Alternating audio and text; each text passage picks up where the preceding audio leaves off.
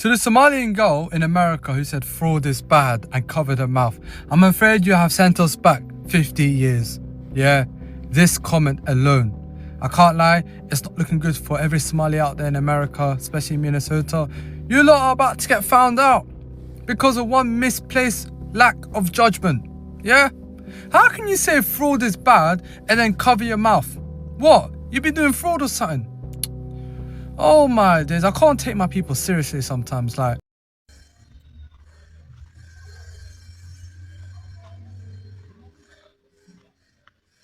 Girl, this the kitchen right here where people cook. You probably can't see it good. This the kitchen, girl. And girl, let me show you the bathroom.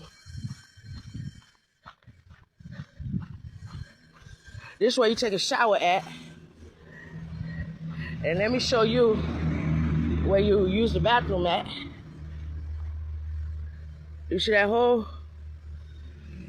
Okay.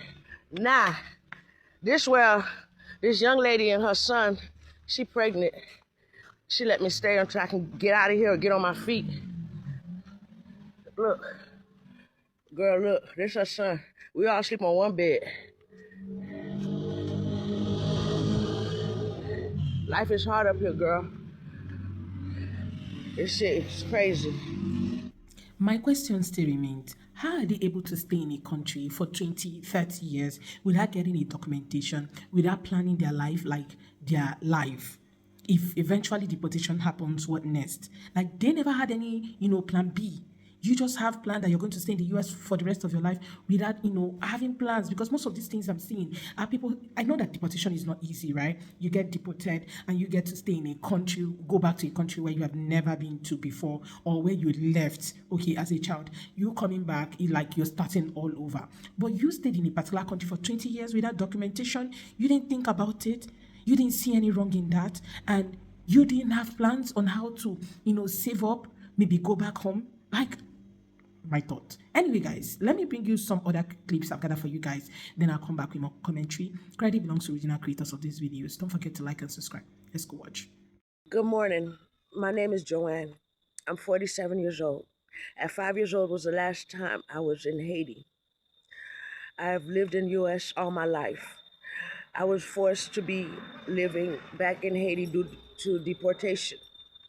My life here is not stable, is uncivilized.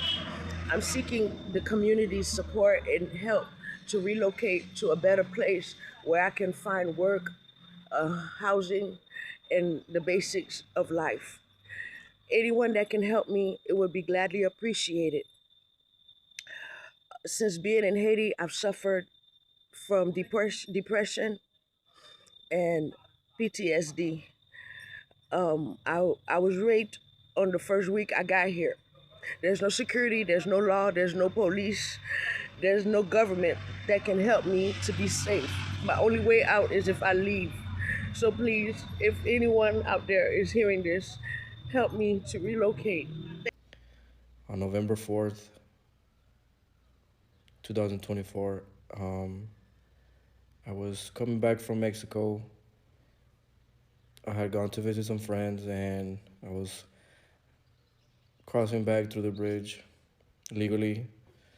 I've been a resident for 19 years.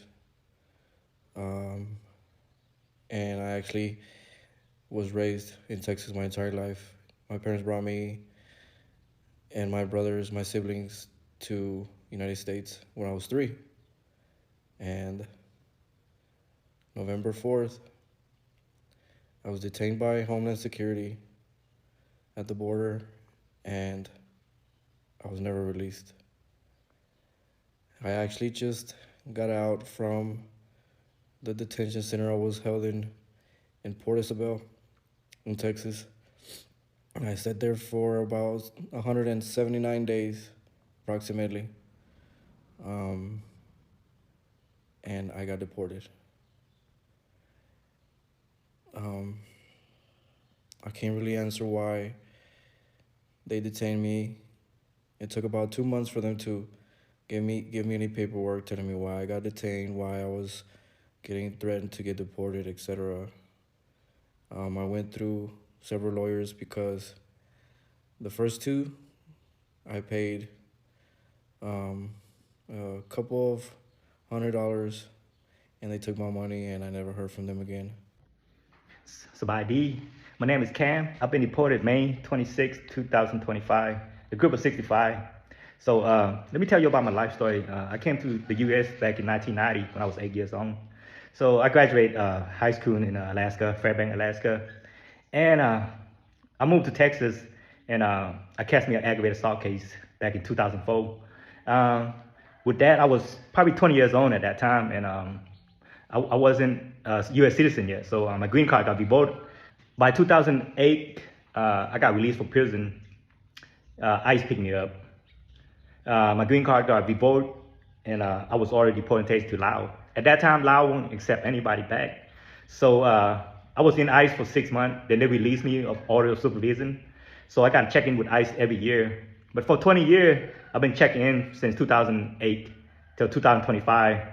I started a family. I have 4 kids. I have a wife. I have a house. I have a job. I stayed with the company, Benny Key, for 15 years with the company.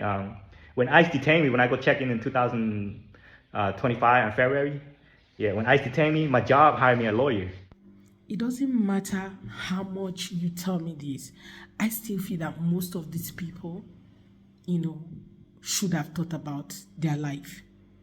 You can't tell me you don't have plans, future plans of settling down, future plans of living, how you're going to live, where you're going to live, how you're going to get documented in a country that you have stayed for 20 years, for 30 years. I've seen people who say, oh, I lived in the US for 30 years, then I'm getting deported. Like, you lived in a country without documentation for that long? I know that people say it's so hard to get documented in the US, right? But still, if you can't get documented there, why don't you save up and leave? That's what my thought, right? Why don't you save up money, leave, maybe go to a country where it's easy for you to, get documented, especially if you know that home is not so easy. It's not so easy. The only reason why, the major reason why I feel that most people are traveling to other countries are for better standard living. Sometimes their home country might not offer them some of those things that they all want. It might not offer them security, job, offer them just different things. And now many of them are leaving just because they feel that, let's just go to other countries where we can get standard of living, at least good standard of living, good healthcare, good security, good life, work and earn honest living. But back home, sometimes you might not get all of that because everyone is just struggling. There are fewer companies, that could employ the numerous people who are out there looking for a job. This is why I feel a lot of people are moving to other countries. They just want where they can have sanity.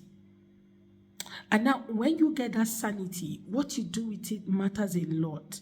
For some of them coming on here to cry, I feel that some of them didn't really have plan B or have any plan at all.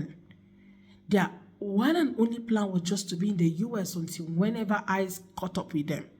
And now, when you get deported, you're starting all over, no savings, no life insurance, nothing.